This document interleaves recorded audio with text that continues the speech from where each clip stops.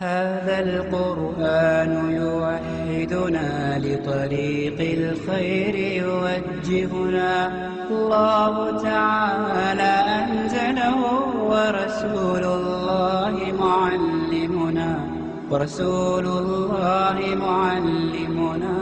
إن الحمد لله نحمده ونستعينه من يهده الله فلا مضل له ومن يضلله فلا هادي له وأشهد أن لا إله إلا الله وحده لا شريك له وأشهد أن محمدا عبده ورسوله أما بعد وعليكم السلام ورحمة الله وبركاته. உங்களால் வெளியிடப்பட்ட துஆ புத்தகத்திலே இஹ்ராம் அணிந்ததும் அல்ஹம்துலில்லாஹ், சுப்ஹானல்லாஹ், அல்லாஹு அக்பர் என கூற வேண்டும் என்பதாக சஹீஹுல் புகாரியிலே ஹதீஸை முன்வைத்து பதியப்பட்டிருக்கின்றது. இந்த துஆவை எம்மிலே ஒரு சிலர் வீட்டிலிருந்தே இஹ்ராமுடைய ஆடை அணிந்து செல்லுகின்ற நிலையிலே அவ்வாறு வீட்டிலேயே அந்த துஆவை ஓதி விடுவதா அல்லது எமக்குரிய மீகாத் எனப்படக்கூடிய அந்த எல்லையை அடைகின்ற போது அந்த துஆவை ஓதுவதா என அடுத்ததாக கேட்கப்பட்டிருக்கின்றது. எங்கள் உயிரிலும் மேலான நபி முஹம்மது அலைஹி ஸலாத்து வஸ்ஸலாம் அவர்களை பின்பற்றுவதே எமக்குரிய மிகச் சிறந்த வழிமுறையாகும். இங்கே நாம் ஆதாரத்திற்கு நினைவுபடுத்திய அந்த ஹதீஸ், நபி அலைஹி ஸலாத்து வஸ்ஸலாம் அவர்கள் தங்களது ஊராக எடுத்துக்கொண்ட மதீனாவிலிருந்து வெளியாகின்றார்கள். ஆனால் வீட்டிலிருந்தே அவர்கள் இஹ்ராம் அணியவில்லை. மதீனாவிலிருந்து வரக்கூடியவர்களுக்கான மீகாத் எனப்படக்கூடிய துல் ஹுலைஃபா எனும் இடம் வரைக்கும் சாதாரண ஆடையோடு வருகின்றார்கள். அங்கே தங்கிவிட்டு மறுநாள் காலையிலே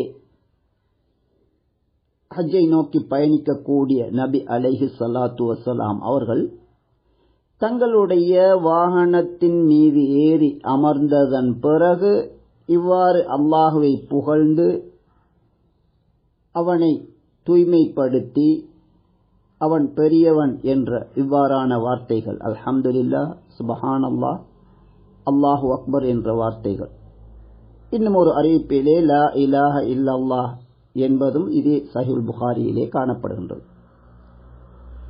இந்த வார்த்தைகளை நபி அலைஹி ஸலாத்து வஸ்ஸலாம் அவர்களுடைய ஊரவர்களுக்குரிய மீகாத்தான அந்த எல்லையை அடைந்ததன் பிறகு அங்கிருந்து தங்களுடைய இஹ்ராமுடைய ஆடையை அணிந்ததன் பிறகு வாகனத்தில் ஏறி அந்த சந்தர்ப்பத்தில் தான் இந்த இவ்வாறான அல்லாஹ்வை மகிமைப்படுத்தக்கூடிய வார்த்தைகளை சொல்லுகின்றார்கள். எனவே நபி அலைஹி ஸலாத்து வஸ்ஸலாம் அவர்களை அப்படியே நாம் பின்பற்ற வேண்டும். தவிர்க்க முடியாத விடயங்கள் இதற்கு மாறாக அமைந்தாலே ஒழிய, நபியுடைய காலத்திலே கழுதை போன்ற சாதாரண மிருகங்கள் உட்பட பயணங்களுக்கு அவர்களுடைய வாகனமாக மிருகங்கள் பயன்படுத்தப்பட்டன. அவர்கள் நினைத்தவாறு நினைத்த நேரத்திலே நினைத்த விதத்திலே அவற்றை செலுத்த முடியும். இன்றைய எமது காலங்களில் பொதுவான வாகனங்களில் ஏனையவர்கள் செலுத்தக்கூடிய வாகனங்களிலே அதற்குரிய முறைமைகளோடு, குறிப்பாக ஆகாயத்தில் பறந்து செல்லுவதே அதிகமாக ஹஜ்ஜுக்கு உம்ராவுக்கு செல்லப்படுகின்றது. எனவே இப்படியான நிலையிலே விமானத்திலே பயணிக்கின்ற ஒருவர் அங்கே குளிப்பதற்கு அங்குள்ள வசதிகள் கிடைக்காது. இதுபோன்ற தவிர்க்க முடியாத விடயங்களை அதற்கு முன்னதாக எப்போது நாம் செய்ய முடியுமோ செய்து கொள்வது என்பது வேறு விடயம். ஆனால் விமானத்திலே இவ்வாறு நாம் பயணிக்கின்ற போது மீகாத் எனப்படக்கூடிய அந்த எல்லைகள், பொதுவாக அந்த எல்லையிலே நாம் வானத்திலே பறந்து அதிலே நுழைகின்ற போது அந்த நேரத்தில் தாராளமாக இஹ்ராமுடைய ஆடையை நாம் அணியலாம்.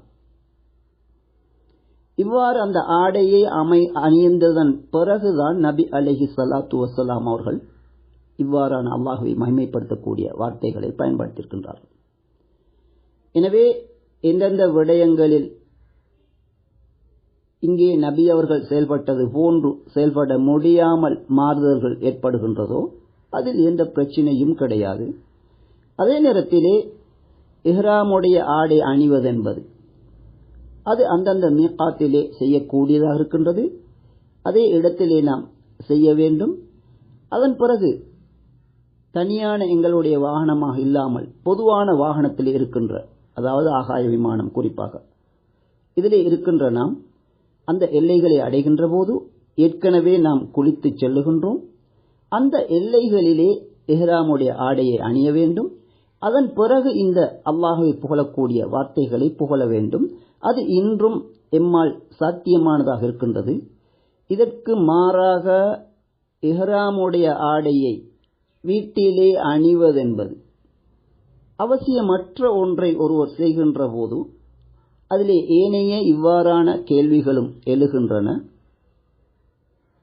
விசேடமாக இவ்வாறு இபாதத்துடைய விடயங்களிலே நபி அலைஹிஸ்ஸலாத்து வஸ்ஸலாம் அவர்களை அப்படியே பின்பற்றுவது மிக பொருத்தமானது, மிகச் சரியானது, மிகச் சிறப்பானது.